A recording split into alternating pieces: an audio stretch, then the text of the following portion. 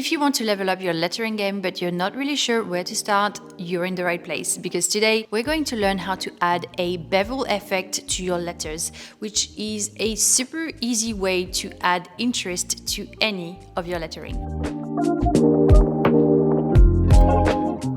Hi everyone and welcome back to my channel. If you're new here, I'm Aurélie and I'm a lettering artist from the Gold Coast in Australia. I am passionate about helping other creatives improve their skills and make passive income online. I have many online courses and design resources, so if you're interested, make sure to check out my website. As you may have heard already, the Lettering Style Challenge is starting next month on October 1st. It's a challenge I created 2 years ago and it encourages every artist to create a lettering piece every day for the entire month of October. So you get 31 prompts based on lettering and typography for you to practice. And this is really the perfect way to improve your skills, to explore new techniques, to try out new styles, and also connect with an amazing community of artists. And the prompts have now been released, and I've also put together a free prompt guide ready for you to grab. In this guide, you'll find everything you need to know about each prompt. So you'll get a little definition for each prompt and also how you could tackle it. But remember, there are no particular rules other than that, and each prompt is really open to your own interpretation, and you can make it work as simple as you want or as complex as you want. The choice is yours. So you could make it just black and white, like a little pencil sketch on paper,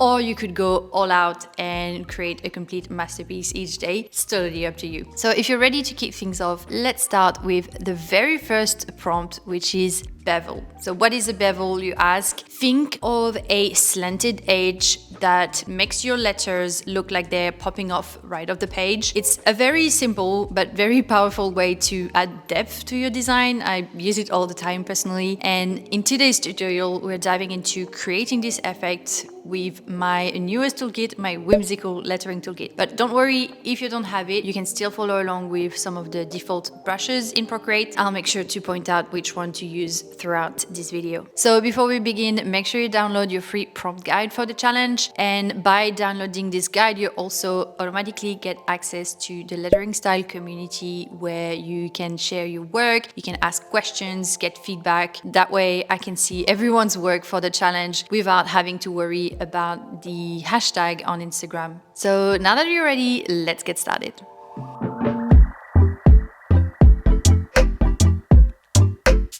All right, let's begin. First things first, we're going to create a new canvas, and I'm going to make my canvas 3000 by 3000 pixels. Here I'm going to start sketching my letter. For that, I'm going to activate the drawing guide just to have some sort of grid in the background. Here you have two options. You can either draw the letter yourself or you can use an existing font. And I'm going to show you quickly how I would sketch a uppercase B. I'm going to use the sketching on canvas brush from my whimsical lettering toolkit. Feel free to use any sketching brushes of your choice. A lot of the time, people who don't really know how to draw letters would start drawing the letter kind of like that from the outside and then trying to figure out where the center is, like this. But if you want to do it the right way, I would suggest starting with some sort of skeleton first. So you would have kind of like the inner part of your letter, something like this, very roughly, and then you would start adding weight. So you would start by kind of decide on a certain thickness for your letter form and then try and bring that all around your shape, something like this.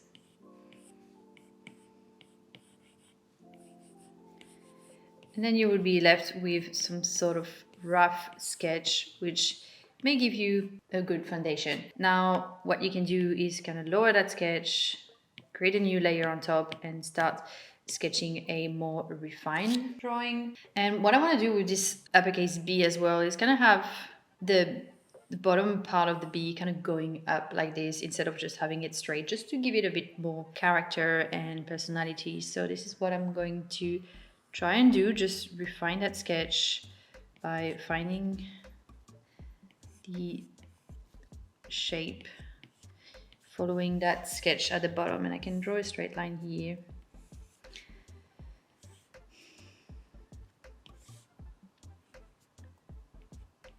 And I'm going to add like a little serif here as well.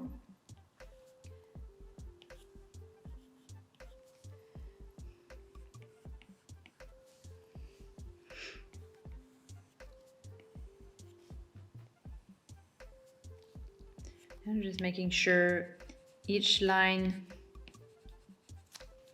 is roughly the same thickness, so the same width all around.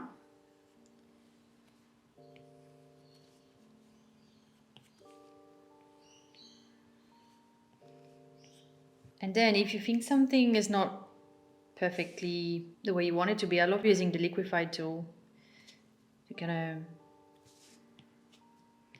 adjust my shape. I think this is the best tool ever. Just kind of refine your shape.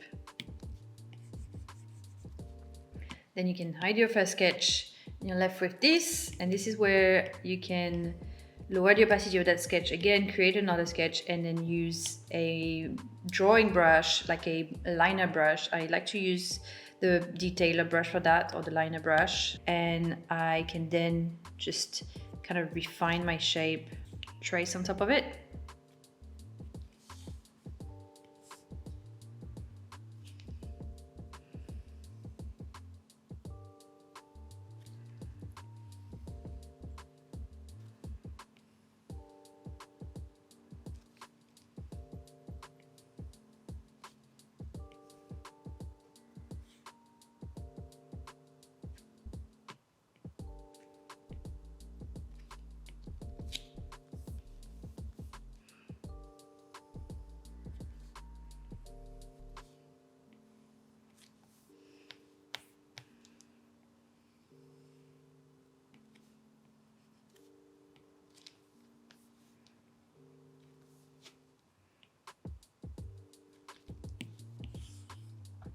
And I'm just going to fill that shape with some color.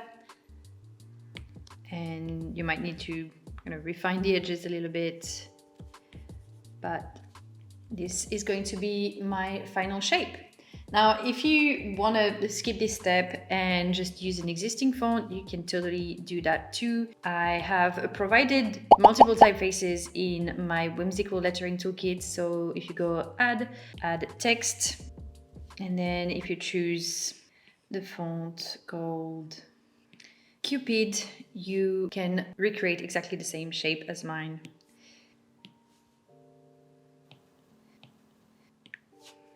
And that would be the bee that I created. So it's totally up to you if you want to draw the shape or just use an existing font. It's going to be the same.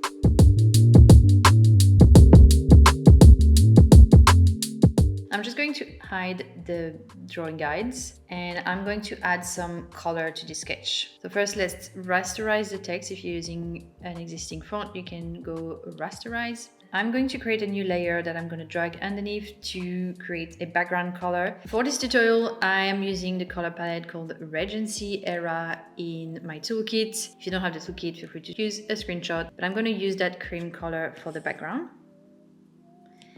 And I'm going to make my bee a nice blue color, so this color here. And the first thing I'm going to do is create a dimensional effect.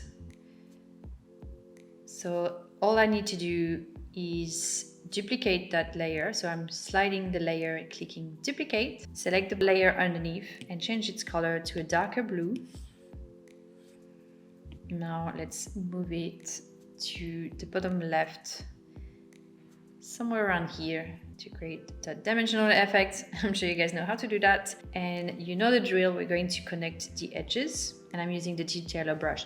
Feel free to use any inking brush. So if you go in the default, you might want to use any of the drawing or inking brushes for that step. But I'm going to use the detailer brush from my whimsical lettering toolkit because it's my current favorite. I'm just connecting the edges and then make sure you Don't forget this angle as well, because if this part is touching this, the serif is kind of straight like that. Just a small detail. Same here. Just adding a little bit of an angle so it looks more realistic.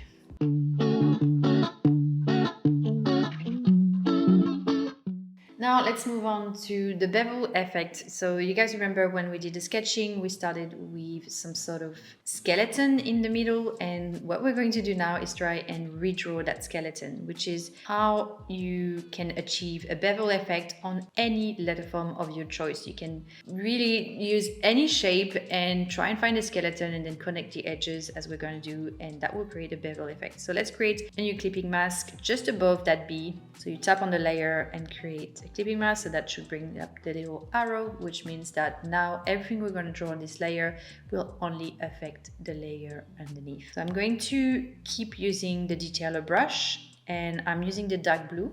And now what I'm going to do is try and find the center line of my B. So trying to find the skeleton. So I'm going to start with this shape, because this side, because this is probably the easiest. So I've got my line here, which I think is a bit too much on the right, so I'm going to try and center it as best as I can. So it should be right in the middle of your main stroke. So this is the left and the right, and you want to draw the line right in the center. So we're going to do that on the curvy shape, which is a little bit more tricky, but it's easy when you use Procreate because you can readjust your line. So if you draw and hold, it's going to make a perfect curve, and if you release, you can edit the arc and then really position it wherever you want. Do that again.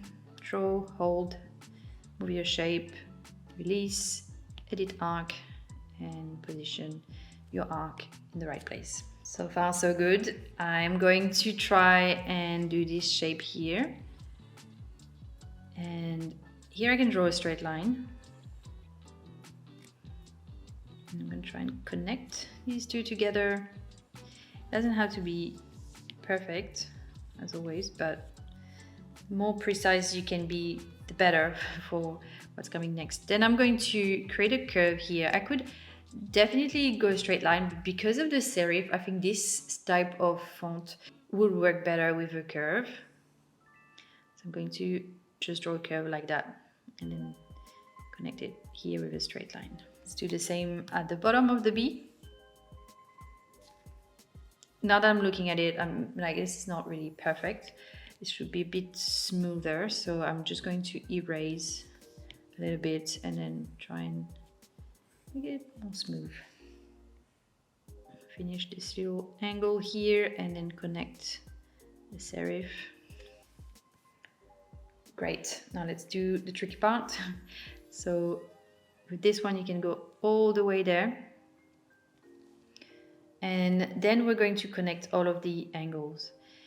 And you might be asking, but how do I know exactly where to connect the angles and all of that? So I have provided a font called Marcus in my whimsical lettering toolkit, and you can use that as a reference. If you're not sure where to connect, you can use that. And as I always say, if you're a complete beginner, you've never done lettering before, I always recommend just redoing exactly the same as my tutorial, and that way you will learn how everything works, and then you can replicate that later.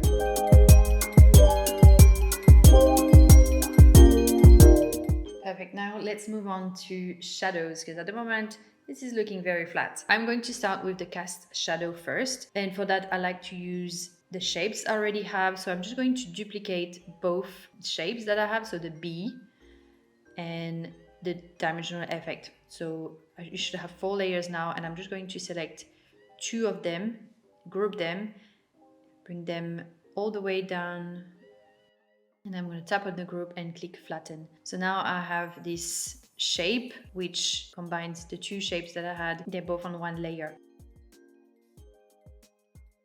Now I'm going to select the medium brown color and I'm going to tap on the layer and click fill layer. So that's going to change the color of that layer to any color you want, and in my case I want a dark brown, so that creates like a nice shadow. Here you're just going to kind of position the shadow wherever you want. The way you're going to position your shadow is going to determine where your light is coming from. If I put it here, it means that the light is coming from here, and here the light is coming from the top right, but I'm going to go with this. Now what you want to do is connect those edges again. So same thing, we're going to grab the detailer brush and I'm just going to connect those two corners. And to make this shadow a little bit more realistic, we're going to add a Gaussian blur. As much or as little as you want is really personal preference.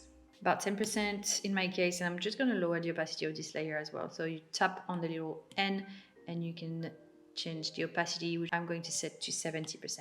Great, that was the easy part. Now we're going to add the shadow to the bevel. So I'm going to create a new layer above that skeleton, which I might rename skeleton so that you guys don't get confused.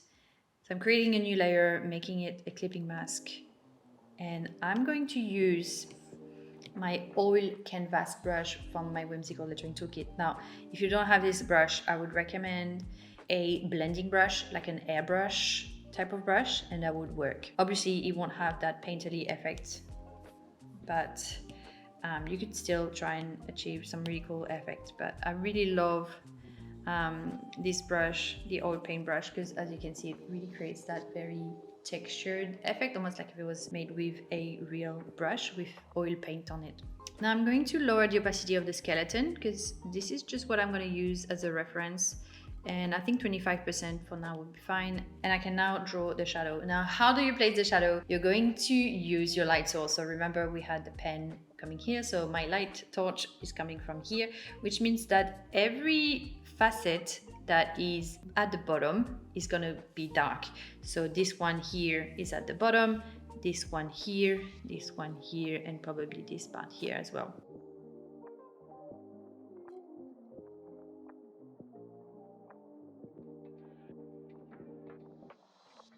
What you can do as well is kind of just select the part that you want to paint.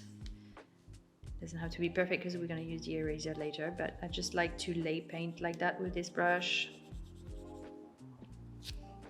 And sometimes I use the same brush just to erase a little bit. So I want to focus just on that corner here.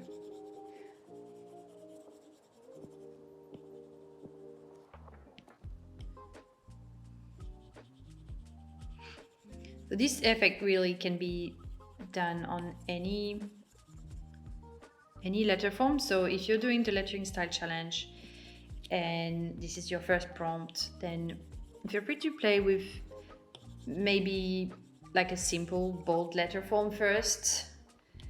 If this is kind of your first challenge, I would recommend keeping it very simple. Because I always get this question, how long should I spend on each prompt? How much time should I dedicate each day per prompt?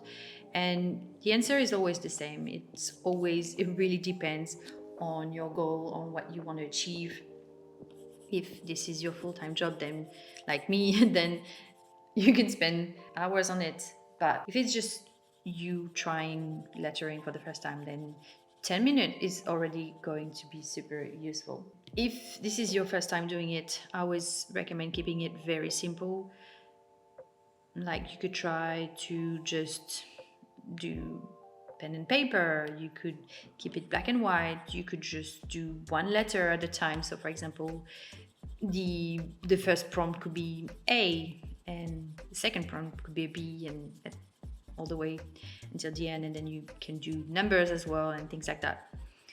So there's plenty of way to make it work for you. I really don't want people to feel like they have to do the whole thing and dedicate 10 hours a day for it. And that's what I do because it's my job and I get so many benefits from doing challenges that for me it is worth it. But if you're just beginning your lettering journey, you don't have to. So you can see I'm just selecting the shape at the bottom very roughly, and then I'm just drawing and kind of focusing on the corners here. So I'm not focusing on this part, I'm more focusing here, and I'm trying to achieve like a gradient effect. And this brush, you'll see that when you don't put any pressure, it's just blending, so it helps you kind of blend the paint. But as soon as you put more pressure, it's going to lay more color. So that's how I like to use it, just gently blending and then adding a bit more pressure when I want to add more color.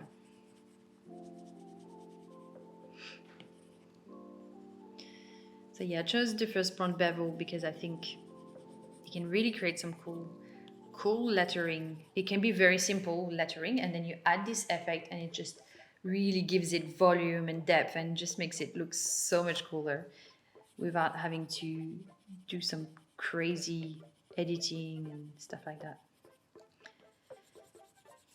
Yeah, I've been doing challenges for the past 4 years. I'm doing about 2 challenges a year.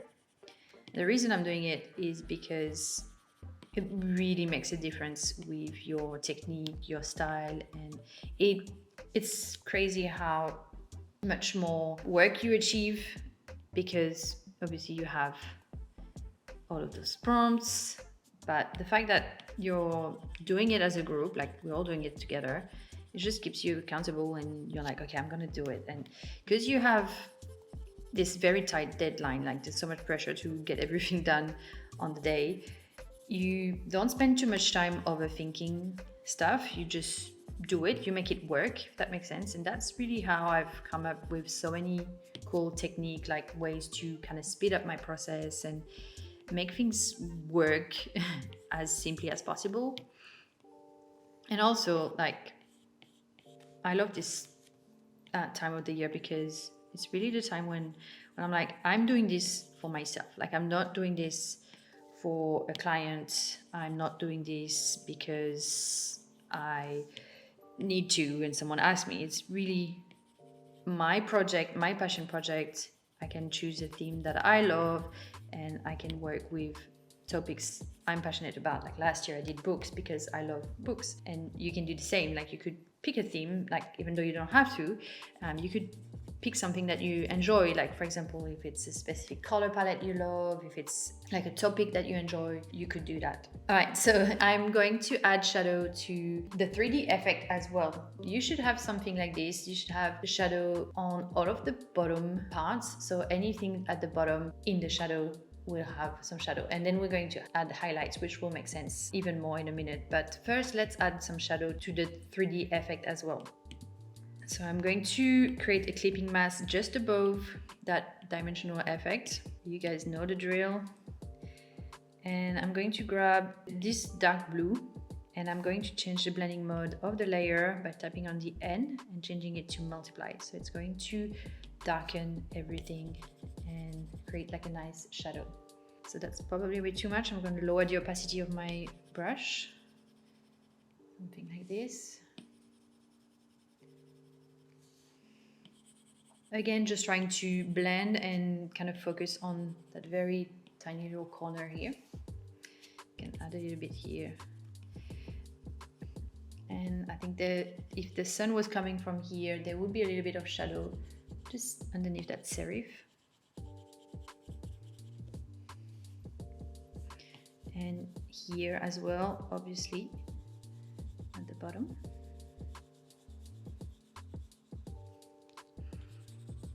And I'm not trying to make it perfect because I like this kind of hand-drawn painterly effect. That's what I'm trying to achieve.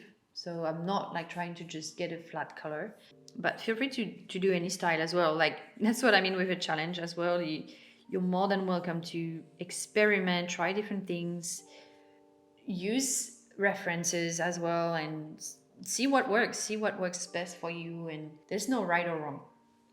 Okay, we're done with the shadows. Now let's move on to highlights.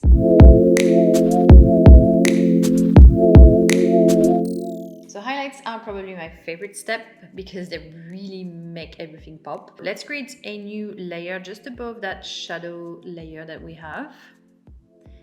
and make it a clipping mask. Here I'm going to be using the lighter shade of blue, but I think it's not bright enough, so let's change the blending mode of that layer to screen.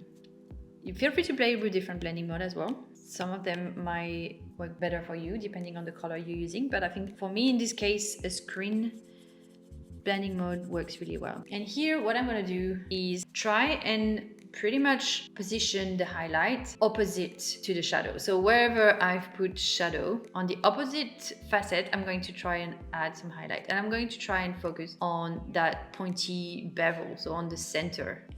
And I'm just gradually adding highlight, focusing on this bevel.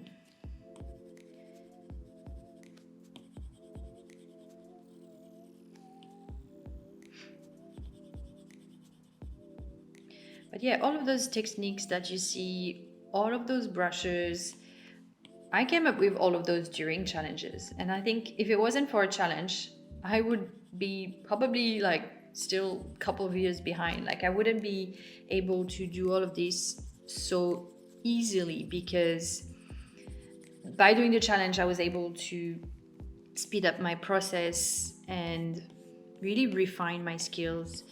And I was also able to gather feedback from my audience and really figure out what it is that people struggle with and wanted to see more of. And that really gave me ideas for all of my courses and all of my toolkits. You guys know I have multiple courses and toolkits, and all of them pretty much came out after I did a challenge, because when I did the challenge, I figured out what I loved doing and what people wanted to learn from me. I think the best example is probably my retro sign toolkit, which I did a couple of years ago. And I remember I was like doing my very first retro sign, and I was like, wait, I could make a brush using a light bulb and that way I don't have to draw every single light bulb. And then I was like, I could make a stamp with the shape of the sign, so that like it's super easy to create signs and I don't have to draw it every time. And that's how it came up.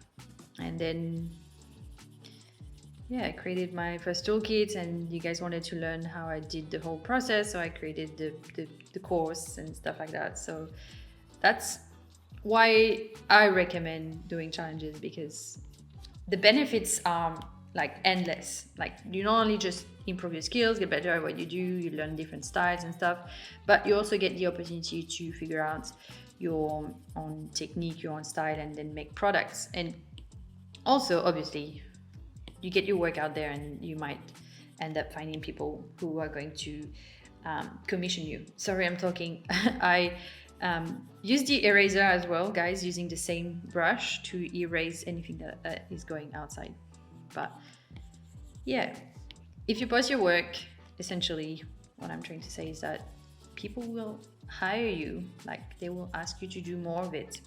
And if you share things that you love doing, you're gonna attract clients that love what you do. And I think that's the best part of challenges. It's making work you love, attracting the clients that love what you do and that respect your art.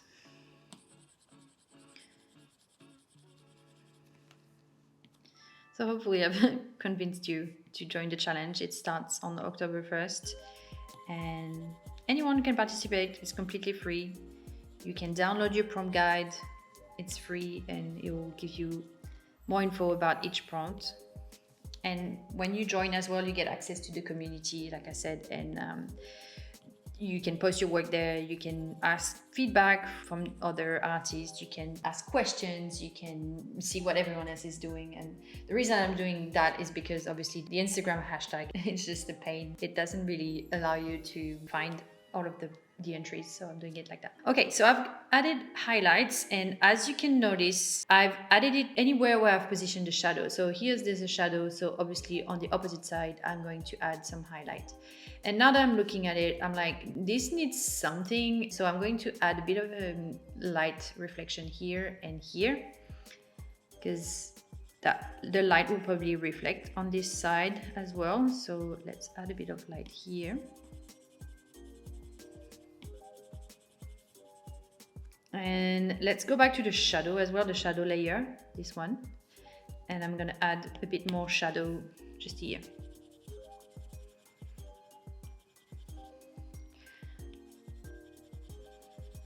So whenever you draw like that, it's a lot of back and forth as well. Like, I'm never finished with one thing. Like, I'm never like, okay, all the shadows are done, I can move on. So there's always possibilities to kind of add more shadow, deepen something, or make something a bit lighter. And it's all about adjusting as you go. Okay, I'm going to add a little bit of a reflection on this side as well, because I think it doesn't really blend with the background. And if I add a bit of that color on this, it's going to make it look more consistent with the background. Let's create a clipping mask above the shadow layer on the 3D effect. Let's just grab that cream color and slowly, gently add a little bit of that color on the side here.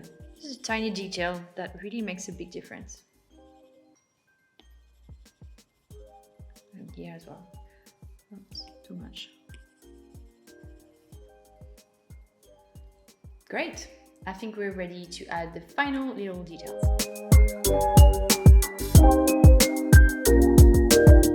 For the final details, we're going to add my signature style, I would say, which is the little highlight rim on the edges. And I'm going to use the detailer brush for that. Again, I've told you it's my favorite. So I'm going to create a new layer and change the blending mode to add. So this layer is positioned above everything else. And I'm going to use the light blue. Now what I'm going to do is just add some reflections on the edges, but I'm not going to overdo it. I'm just going to focus maybe on just the side where there could be potential light, so something like that. And don't hesitate to change the size of your brush, change the opacity, but all I'm trying to do is add some reflection where there is light. There would definitely be light at the top here. I went a bit too far. But yeah, I'm really hoping that you guys join the challenge, because it's really useful. If you love this type of video, please let me know. Like, I always read all of the comments, so I'm always happy to help whenever I can. I always listen to all of the feedback as well. So if there's something that you guys really want to learn, you can let me know in the comments.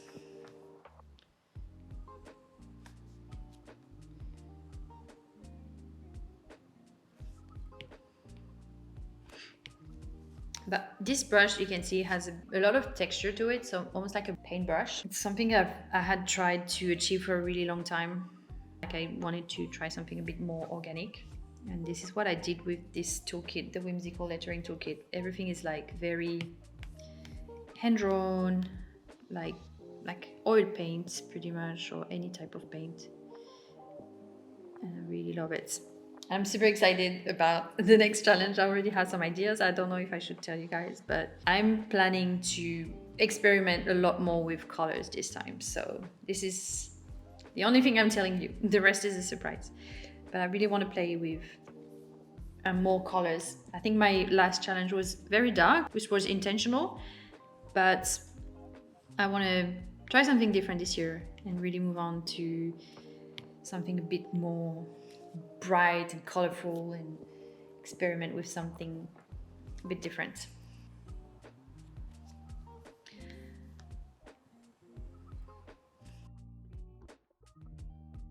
All right, let's add one last thing. I'm going to add some little sparkles. I'm on the same layer, on the add layer, and I'm using light blue.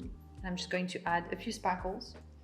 I'm only just gonna add 3, I think. That's enough. Keep it subtle. All right, we'll need it there. Let's just add a bit of texture. I've provided a lot of textures in the Whimsical Lettering Toolkit. I encourage you to play with them, but I'm gonna use the rough canvas texture. I'm gonna use the brown color. And I'm just gonna cover the entire canvas. So it's probably hard to see on the screen, but yeah, this texture, and here you can play with different blending modes. I think I'm gonna go with something like multiply, or let's go color burn, and I'm just gonna lower the opacity to about 30%. It's just very subtle. And there you have it. That's how I created this Bevel 3D effect, which is prompt number 1 of the challenge. So if you don't know what to do for prompt 1, you could try something like this.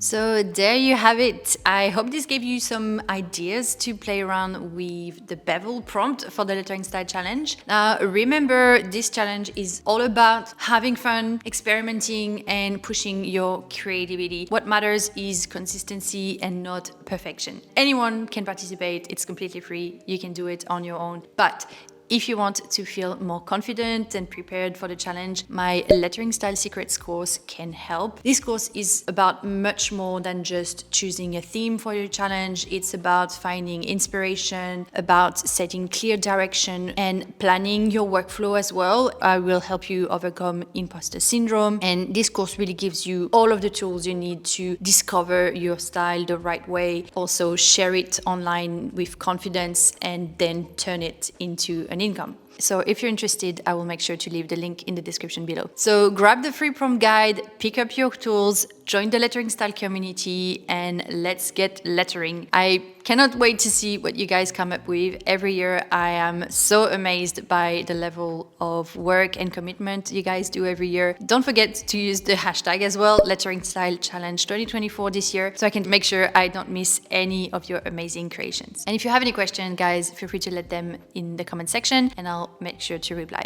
Thank you so much for watching, and I'll see you guys in the next video.